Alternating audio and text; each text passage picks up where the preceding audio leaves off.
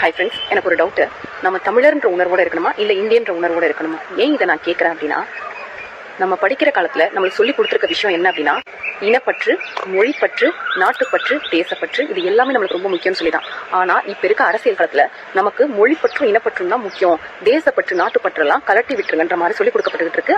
இது ரொம்ப தவறான விஷயம். காரணம் என்னன்னா, நம்ம தமிழர் தான் கூட நம்மளோட உயிருக்காக உத்தரவாதம் கொடுக்கறதுக்கு எல்லை பாதுகாப்பு பணியில ஒரு பஞ்சாபியனோ, ஒரு காஷ்மீரியனோ, ஒரு மலையாளியோ, ஒரு கர்நாடகம் சேர்ந்தவரோ, ஒரு அசாமியனோ, இந்த மாதிரி வேற்று மொழி பேசுறவங்க அங்கே இருந்துகிட்டு இருக்காங்க. இது எல்லாத்தையும் மறந்து தொடச்சு தூர தூக்கி போட்டுக்கிட்டு நாம் தமிழர் சொல்லிக்கிட்டு கூப்பாடு போட்டு சுயநலமா ஒரு கட்சியை வளர்க்கறது எவ்வளவு கீழ்த்தரமான செயல். இன்னொரு விஷயம் என்ன அப்படின்னா, இந்த நாம் தமிழர் கட்சி என்ன பண்ணிட்டு இருக்காங்க அப்படின்னா, தமிழர்களுக்குள்ளேயே ஒரு பாகுபாடையும் பிரிவினையும் ஏற்படுத்திக்கிட்டு இருக்காங்க. இந்த கட்சியை சேர்ந்தவங்க மட்டும்தான் தமிழர்களாம், இந்த கட்சியை சேர்ந்தவங்க மட்டும்தான் தமிழர் உணர்வுக்கு சொந்தக்காரங்களா, இந்த கட்சியை சேர்ந்தவங்க மட்டும்தான் தமிழ் பேசக்கூடியவங்களாம், தூய தமிழ்.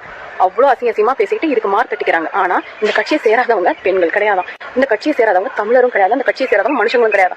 எவ்வளவு நாளைக்கு உங்களோட வெறுப்பு அரசியல் செயல்படும் நீங்க நினைச்சிட்டு இருக்கீங்க? என்னோட ஒரு கேள்விக்கு உங்களால முடிஞ்சா பதில் சொல்லுங்க. நாம் தமிழர் கட்சியை சேர்ந்தவங்க சிஎம் விஜய் சாரை அசிங்கமா பேசி அவதூறு பரப்பிக்கிட்டு இருக்கீங்க. அதுக்கு அடுத்து இருக்க பதவியில் இருக்கவங்களையும் அக்கிரமமா பேசிக்கிட்டு இருக்கீங்க. டிவிகேக்கு சப்போர்ட் பண்றவங்கள வெறுப்பு அரசியல உயர்ந்துகிட்டு இருக்கீங்க.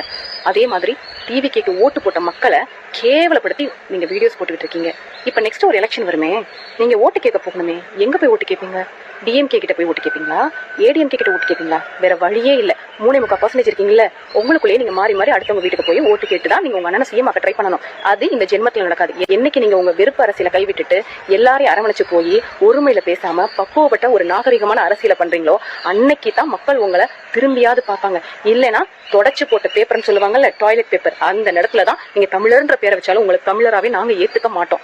ஒரே ஒரு விஷயம் தான், இவங்க பண்றது தப்புன்னு சொல்லி விமர்சனம் பண்ணி நான் போட்டிருந்த வீடியோவுக்கு அவ்வளோ கேவலமான கமெண்ட்ஸ் பண்ணி இந்த என்டிகே ஃபுல்லா. ஆனா இவங்க எப்படி டிவிகே கட்சியை சேர்ந்த டிவிகேனரை வல்கர் வாரியர்ஸ் பேர் வைக்கிறாங்கன்னு தெரியல. ஆனா நீங்க பண்ற இந்த வெறுப்பு அரசியலுக்கோ கேவலப்பட்ட அரசியலுக்கோ கொஞ்சம் கூட நான் அசரவே மாட்டேன். எவ்வளவு பேசணுமோ பேசுங்க, எலெக்ஷனப்போ பார்ப்போம்.